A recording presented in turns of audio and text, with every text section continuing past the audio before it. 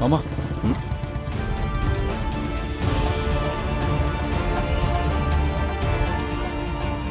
மாமா மாமா மாமா மாமா, ஒரு நிமிஷம் மாமா. மாமா, உங்ககிட்ட கொஞ்சம் பேசணும் மாமா.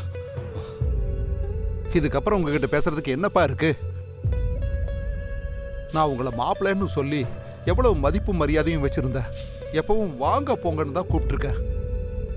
என்னைக்காவது வா போன்னு கூப்பிட்டுருக்கேனா? அதுக்கெல்லாம் காரணம் என்ன தெரியுமா?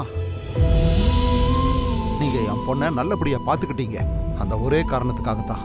ஆனா நீங்க என் பொண்ணை உங்க வீட்டில இருந்து வெளியே விரட்டும் போதும் சரி, உங்க அண்ணனுங்க அசிங்கப்படுத்தும் போதும் சரி, நீங்க ஒரு வார்த்தை கூட பேசல.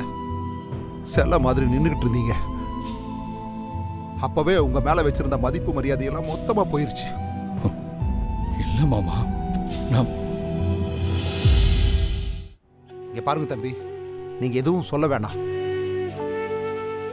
என்னதான் உங்க அண்ணன் மேல நீங்க பாசம் வச்சிருந்தாலும், கட்டுன பொண்டாட்டிய உங்க கண் எதிரில் துரத்தும் போது அதை பார்த்துட்டு எப்படி உங்களால சும்மா இருக்க முடிச்சுது?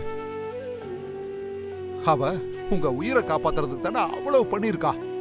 அப்படி இருந்தும் அவளுக்காக நீங்க ஒரு வார்த்தை பேசலையே.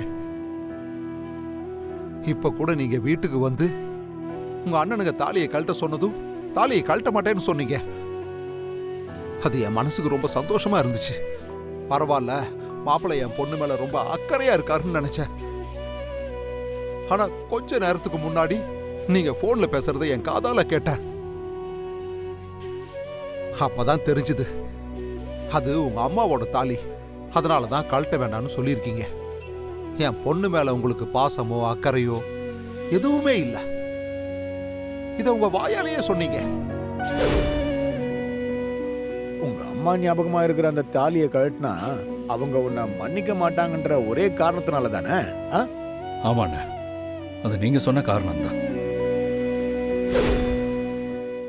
அதனால இதுக்கப்புறமும் இனி உங்களுக்கும் எங்களுக்கும் எந்த ஒட்டும் இல்லை, உறவும் இல்லைன்னு முடிவு பண்ணிட்டோம். இப்படி எங்களை கை கழுவி விட்டதுக்கு அப்புறமும் உங்ககிட்ட பேசுறதுக்கு என்ன இருக்கு சொல்லுங்க? மாமா, நான் சொல்றத மட்டும் கொஞ்சம். வேணாம்ப்பா, நீங்க எதுவும் சொல்ல வேணாம்ப்பா.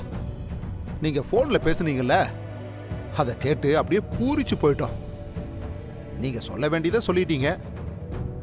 இதுக்கு மேல பேசுறதுக்கு ஒண்ணு இல்ல. இல்ல மாமா, அது நான் திவாகரன் சமாளிக்கிறதுக்காக சொன்னது. அது எப்படி உங்களுக்கு? எதுக்கு விளக்கமெல்லாம் சொல்லிக்கிட்டு இருக்கீங்க? அதான் எல்லாம் தெரிஞ்சு போச்சுல்ல.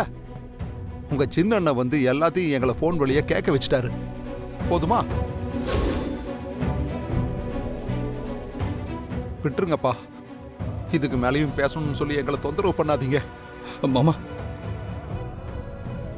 இந்த பணம் உங்க பாக்கெட்ல இருந்து கீழே விழுந்துருச்சு. நாங்க